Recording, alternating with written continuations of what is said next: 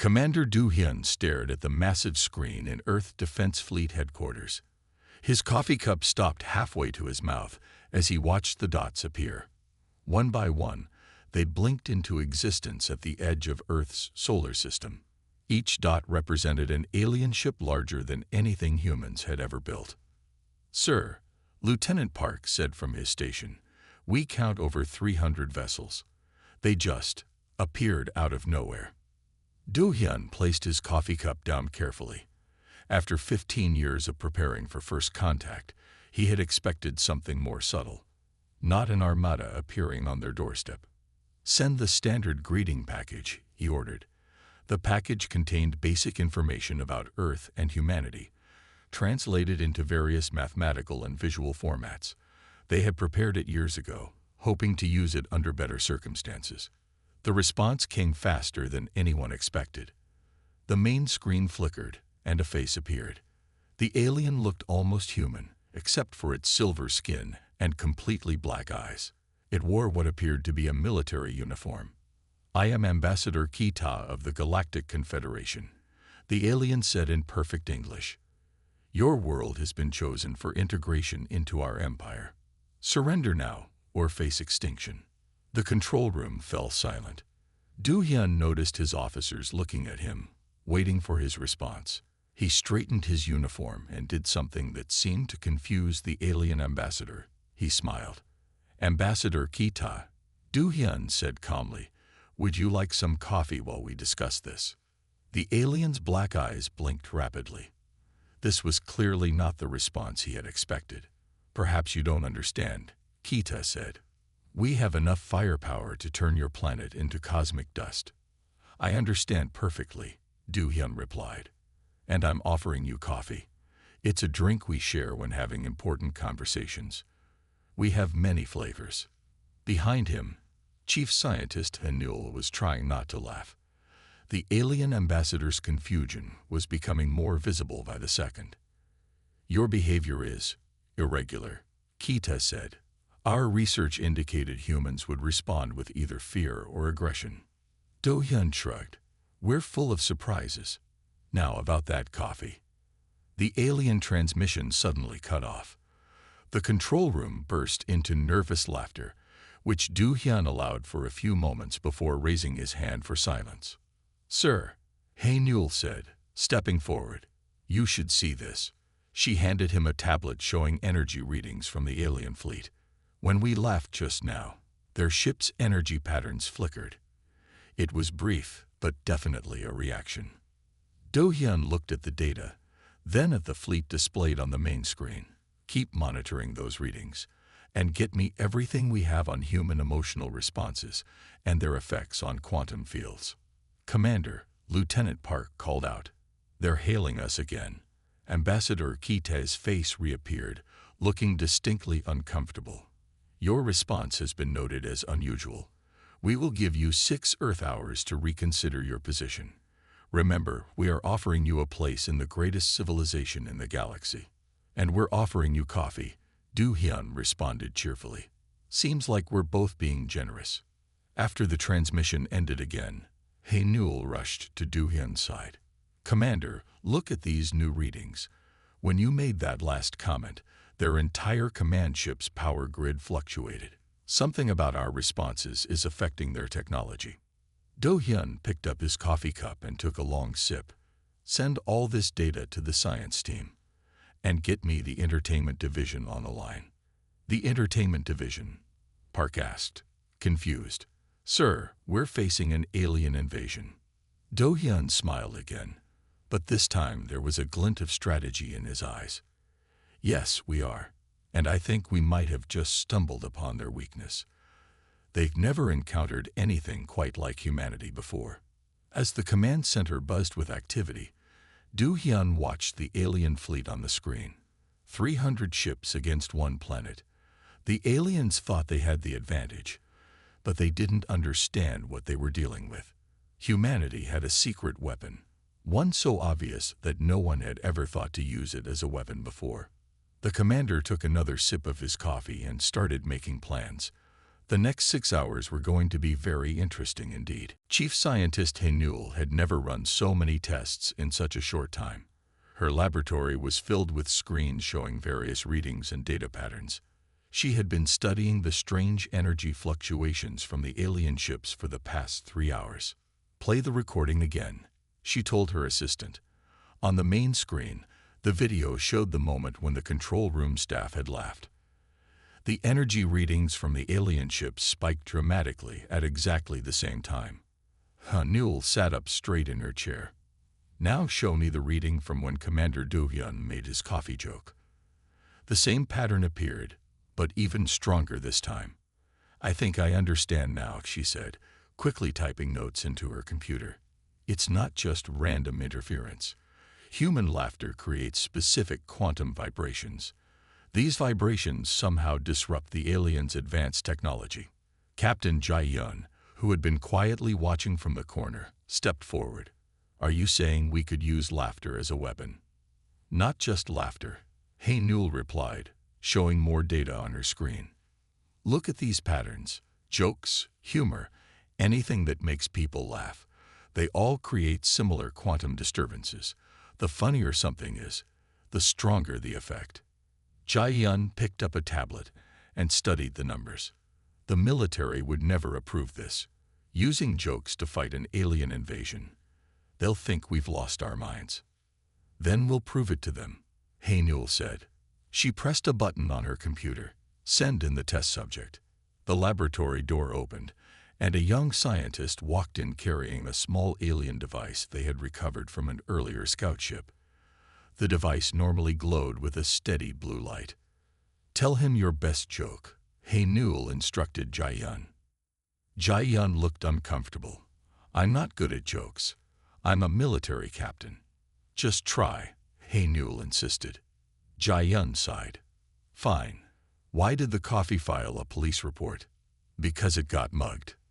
The young scientist couldn't help but laugh at how bad the joke was. At that exact moment, the alien device flickered and made a strange buzzing sound. Hainul's instruments recorded a clear spike in energy disruption. "That wasn't even a good joke," Jae-yun said, surprised by the result. "Exactly," Hainul said excitedly. "Even simple humor affects their technology. Imagine what could happen if we used actually funny material." They spent the next hour testing different types of jokes and recording the results. Bad puns, clever wordplay, even funny faces.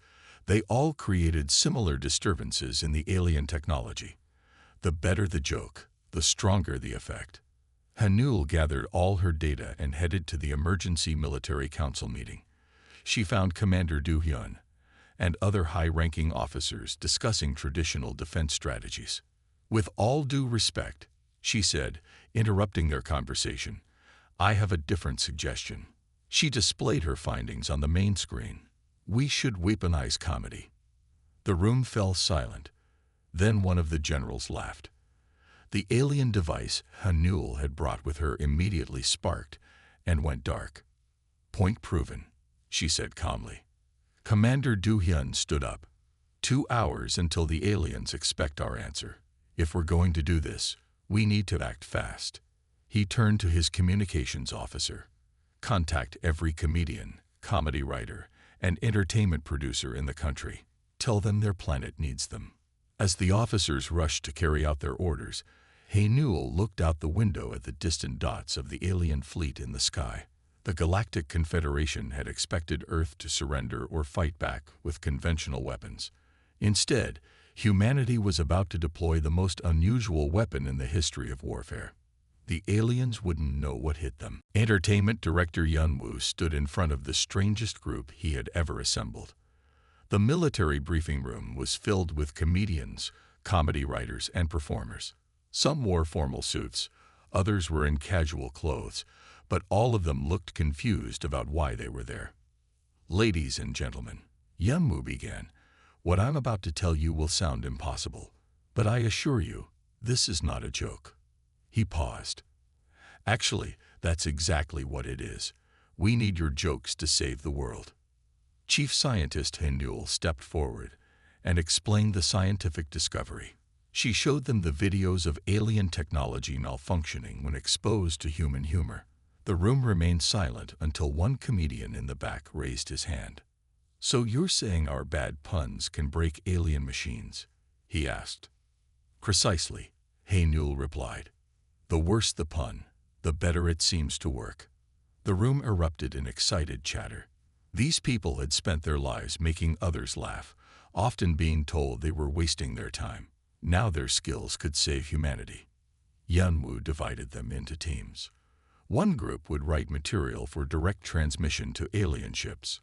Another would prepare emergency broadcasts to make the general population laugh, creating a planet-wide disruption field. A third team would train military personnel in basic comedy techniques. In a secure room nearby, Commander Do-hyun watched the alien fleet through advanced telescopes. Their ships were moving into attack formation. The 6-hour deadline was approaching fast. "Sir," Lieutenant Park reported, "the aliens are trying to intercept our communications. They've detected unusual signal patterns." Do-hyun smiled. "Let them listen. They won't understand what's coming." On the alien command ship, Ambassador Kita was studying the intercepted transmissions with growing concern. His subordinates played back recordings of human entertainment channels. "What are they doing?" Kita demanded. "Their planet faces destruction, yet they transmit this. Nonsense." A junior officer approached with more data. "Sir, we're detecting strange energy patterns across their planet. It appears to be some form of psychological warfare, but our sensors can't identify its purpose." Kaita watched the screen showing humans laughing at various forms of entertainment. His silver skin wrinkled in confusion. "They're either complete fools or hiding something. Prepare the first wave of attacks." Back on Earth, Yanwu was conducting final tests. He stood in front of a small alien communication device, telling jokes while Haynul measured the results. "Why don't aliens eat clowns?" Yanwu asked. "Because they taste funny." The device sparked and shut down completely. Haynul's instruments showed the strongest reaction yet. "It's ready," she announced, calling Commander Do-hyun. "Project Jester is operational." Do-hyun immediately issued new orders. Around the world, television and radio stations switched to comedy programming. Military channels began broadcasting carefully selected humor at specific frequencies. Comedy clubs opened their doors for emergency performance sessions. As the deadline approached, Earth was becoming a fortress of laughter. The aliens' initial scans showed nothing but a planet full of people entertaining themselves in the face of doom. They had no way of knowing that each joke, each laugh, each silly moment was strengthening humanity's defensive shield. Kita prepared to give the attack order, confident in the Confederation's superior technology. He had no idea that humanity's greatest weakness, its tendency to find humor in even the darkest moments, was about to become its greatest strength. The real show was about to begin. The 6-hour deadline had passed. The alien fleet began its advance toward Earth, their massive ships moving in perfect formation. Ambassador Kita stood on his command ship's bridge, watching with satisfaction as the first wave of vessels entered Earth's atmosphere. On Earth, Commander Do-hyun gave the signal. "Launch Project Jester. All units, commence Operation Punchline." Famous comedian Tai, he sat in a specially designed broadcasting station. His voice would be the first weapon in humanity's defense. He adjusted his microphone and began his routine, speaking directly to the alien fleet. "Hey, alien friends, why did the UFO leave the party?" "Because the atmosphere wasn't right." The effect was immediate. Across the alien fleet, ship systems began to flicker. Their perfect formation wavered as navigation computers struggled to maintain control. The quantum vibrations from human laughter interfered with their advanced technology. Kaita watched in horror as his command screen filled with error messages. "What is happening?" he demanded.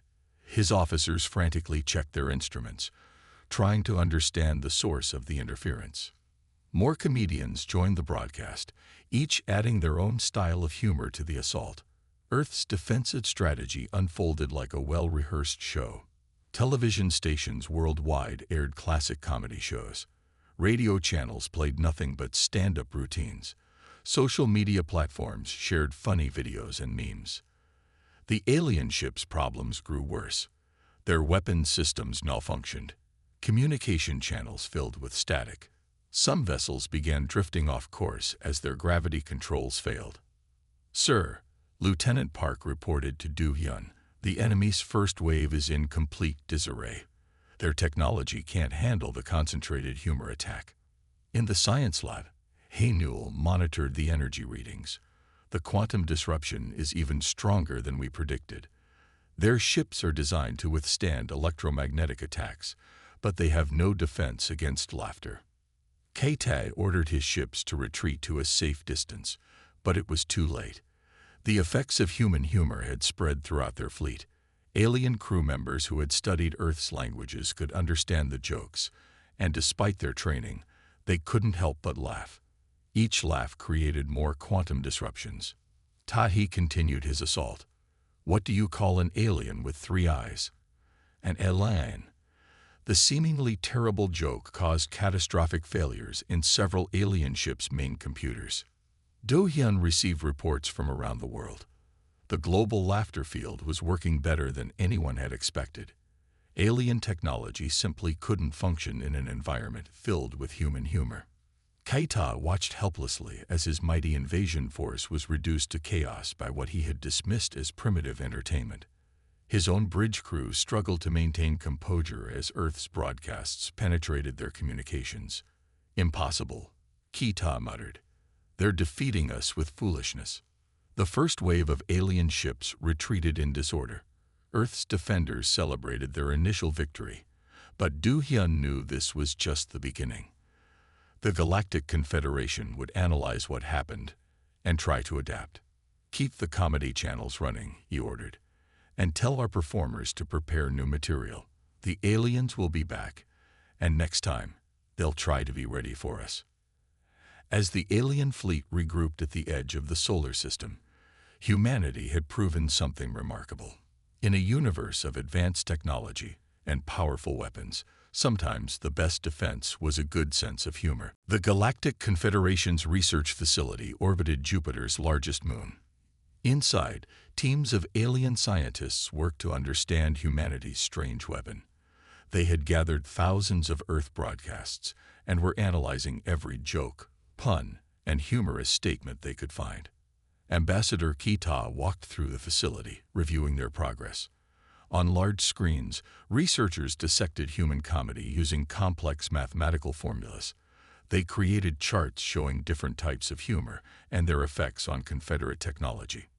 "We must understand how they do this," Kita told his chief researcher. "Break down every element of their humor. Find a way to make our systems immune." What the aliens didn't know was that cultural analyst Sunmai was among them. She had infiltrated the facility using advanced disguise technology that made her look like one of their silver-skinned species. Her real mission was to discover their plans and find their weaknesses. Sunmai watched as the aliens tried to analyze a simple knock-knock joke.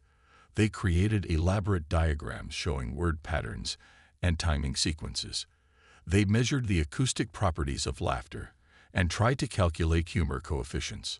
She sent an encrypted message to Earth. "They're approaching this all wrong. They're trying to understand humor through pure logic. It's making everything funnier to them." In the research facility's break room, Sunmai observed alien scientists accidentally making themselves laugh as they repeated jokes during their analysis. Their logical minds couldn't handle the inherent absurdity of human humor. The more they tried to make sense of it, the more it affected them. Back on Earth, Commander Do-hyun received Sunmai's report. He shared it with Chief Scientist Hae-Newell and Entertainment Director Yeon-woo. They gathered in the command center to plan their next move. "The aliens are doing exactly what we hoped," Hae-Newell said. "They're overthinking it. Every attempt to analyze humor scientifically just makes it more powerful against their systems." Yeon-woo nodded in agreement. It's like explaining why a joke is funny. The explanation itself becomes funny to them, because their minds work so differently from ours. In the Confederate facility, Sun Mai carefully placed small devices around the research labs. These devices contained recordings of Earth's simplest, most obvious jokes. The aliens had dismissed these as too basic to be dangerous. Report status on humor immunity development, Kita demanded during an inspection. The chief researcher looked uncomfortable. Sir, we've encountered a problem. Our attempts to analyze human humor are causing unexpected reactions in our test subjects. The more we study it, the more susceptible we become. At that moment, Sun Mai activated her devices. The facility filled with the sound of basic jokes and puns. The aliens' own analysis systems amplified the effect, creating a cascade of technical failures throughout the station. Warning, the facility's computer announced. Critical systems failing. Humor contamination detected in main database. Kaita watched in horror as his best scientists began laughing uncontrollably at jokes they had analyzed hundreds of times. Their careful mathematical breakdowns of humor had only made them more vulnerable to its effects. Sun Mai quietly made her way to an escape pod as chaos spread through the facility. Her mission was complete. The aliens' attempt to defend against human humor had backfired exactly as planned. As she headed back to Earth, Sun Mai sent one final message. Their counter-response has failed. They tried to fight humor with logic, and logic lost. We've proven that some things simply can't be explained. They can only be enjoyed. Ambassador Kita stood before the Galactic Confederation's High Council. His silver skin had lost some of its shine after the recent failures. The massive council chamber was filled with representatives from 1,000 worlds, all waiting to hear his explanation. We have developed countermeasures against the human weapon, Kita announced. Our ships now have special filters to block their humor transmissions. Our crews have undergone emotional suppression training. We are ready to launch a full-scale assault. The High Council approved his plan. Soon, the largest fleet ever assembled by the Confederation approached Earth. Their ships had thick energy shields designed to block Earth's broadcasts. The crew members wore special helmets to filter out human communications. Commander Du Hyun received the reports of the approaching fleet. This time, there were over 1,000 ships. He called Lieutenant Min Seo to his office. Min Seo led Earth's newly formed Tactical Humor Brigade, a special forces team trained in advanced comedy warfare. Their defenses are stronger now, Du Hyun explained. We need something they won't expect. Min Seo smiled. Sir, we've been preparing for this. My team has developed new tactics. We call it Operation Slapstick. As the alien fleet entered Earth's orbit, they were ready for the usual transmission-based attacks. Their shields easily blocked the standard comedy broadcasts.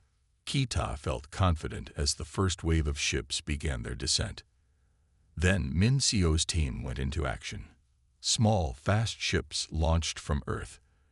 Instead of attacking, these ships projected giant holograms around the alien fleet. The holograms showed classic physical comedy scenes, people slipping on banana peels, walking into walls, and getting hit with pies. Their shields can block our transmissions, Min Seo explained to Du Hyun, but they can't block what their crews see with their own eyes. The effect was immediate. Even with emotional suppression, the alien crews couldn't help but watch the slapstick displays. Their logical minds tried to analyze why someone would intentionally slip on a banana peel, making the scene even funnier to them. Keita watched in horror as ship after ship reported system failures. The special helmets couldn't protect his crews from visual humor. The more they tried to understand why humans would perform such foolish actions, the more their technology malfunctioned. Launch the emergency backup plan, Kite ordered. The fleet released thousands of combat drones, machines that couldn't be affected by humor. But Min Seo was ready for this too. Her team activated special beacons that projected dad jokes in giant letters on the sides of the drones. Why don't robots tell dad jokes? Because they have no body to tell them to. The drone's advanced AI tried to process the illogical statements. Their attempt to understand the wordplay caused their circuits to overload. Hundreds of drones fell from the sky, their processors completely confused by the simple humor. The mighty alien fleet was in chaos once again. Ships crashed into each other as their navigation systems failed. Communication channels were filled with the sound of crew members trying not to laugh.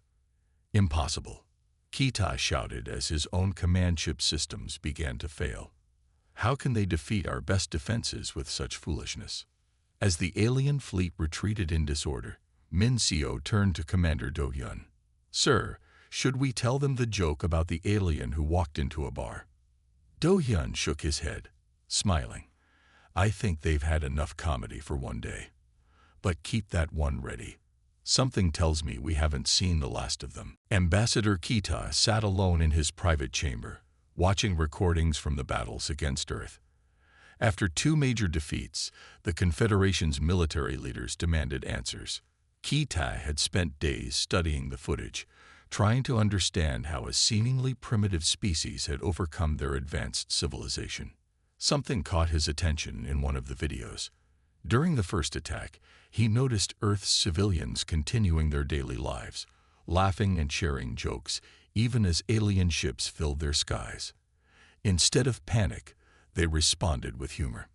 Keita called for the data collected by cultural analyst Sunbae before her true identity was discovered.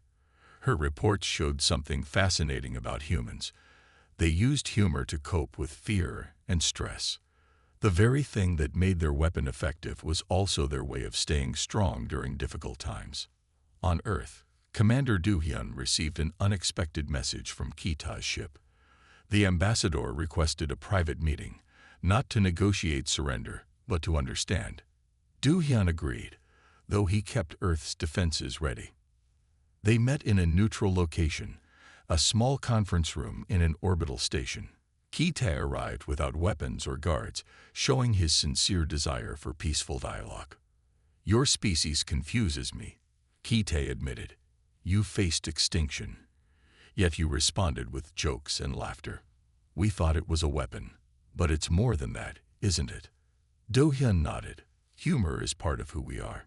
It helps us face our fears, build friendships, and find joy even in dark times. The fact that it disrupts your technology is just a bonus." Keita shared his own observations. "In all our years of space exploration, we've never encountered a species that uses humor the way humans do. We value logic and order. We see humor as a sign of chaos or weakness." "But you've learned differently now," Do-hyun said. He showed Keita videos of people laughing together, sharing jokes during difficult times, and using humor to overcome challenges. "Your people find strength in what we considered foolish," Keita realized.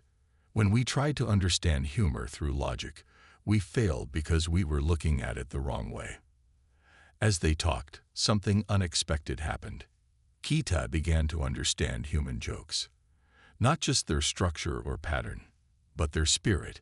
He found himself laughing at a simple joke Do-hyun shared, and for the first time, he didn't try to analyze why it was funny.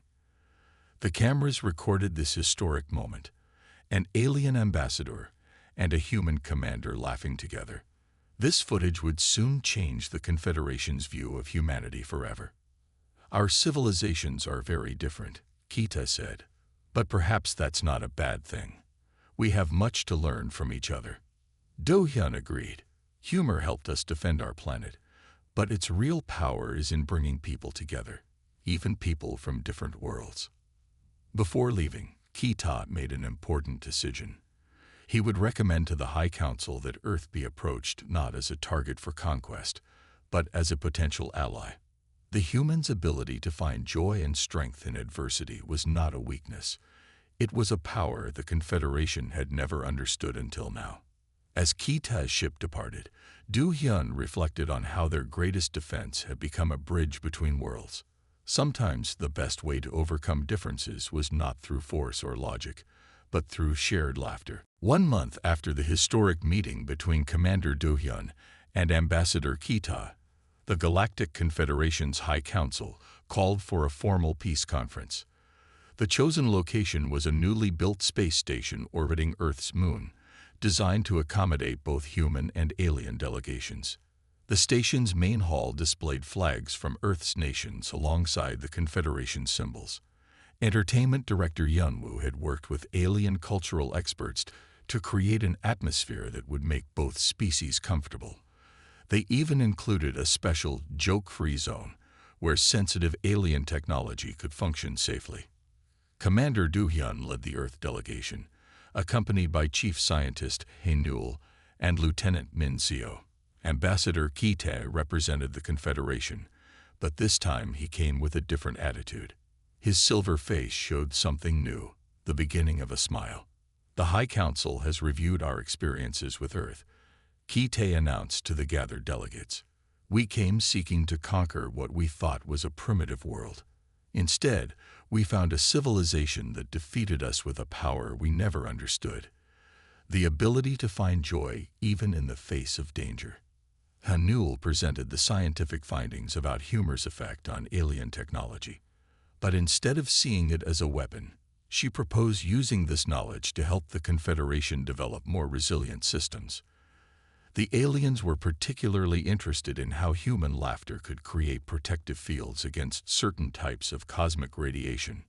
"We suggest creating the first galactic comedy exchange program," Do-hyun said. "Our comedians can help your people understand humor, while your scientists can help us better understand the universe." The alien delegates were surprised when Ki-tae told his first human joke. "Why did the human cross the galaxy?" he asked. "To teach an alien how to laugh." The delivery was a bit stiff, but the human delegates appreciated the effort. Some alien devices in the room flickered slightly, but no one minded. Min-seo's Tactical Humor Brigade was transformed into the Earth's first interstellar cultural exchange team. They would travel to different Confederation worlds, teaching the art of humor while learning about alien cultures. The brigade's motto became "Breaking Barriers with Laughter." As part of the peace agreement, Earth was granted special status within the Confederation. The planet would serve as the center for humor studies and cultural exchange. Alien tourists began visiting Earth's comedy clubs, though they had to leave their sensitive equipment in orbit. 1 year after the failed invasion, Commander Do-hyun attended the opening of the Galactic Center for Humor Research. The facility combined Earth's entertainment expertise with alien technology. Scientists and comedians worked together, exploring new ways to use humor for everything from space travel to diplomatic relations. "Did you ever imagine," Hae-Nul asked Do-hyun during the ceremony, "that our greatest defense would become our greatest gift to the galaxy?" Do-hyun watched as humans and aliens shared jokes and stories together. What had started as a desperate defensive strategy had evolved into something much more valuable, a way for different species to understand each other. Ambassador Ki-tae, now the head of Human Confederation Relations, made the final speech at the ceremony. "We came to Earth expecting to find weakness," he said. "Instead, we found strength in what we thought was foolish. Humanity's gift of laughter has changed not just Earth's future, but the future of the entire galaxy." As the ceremony ended, human and alien delegates raised their glasses together. Earth had not only survived, it had taught the galaxy how to laugh.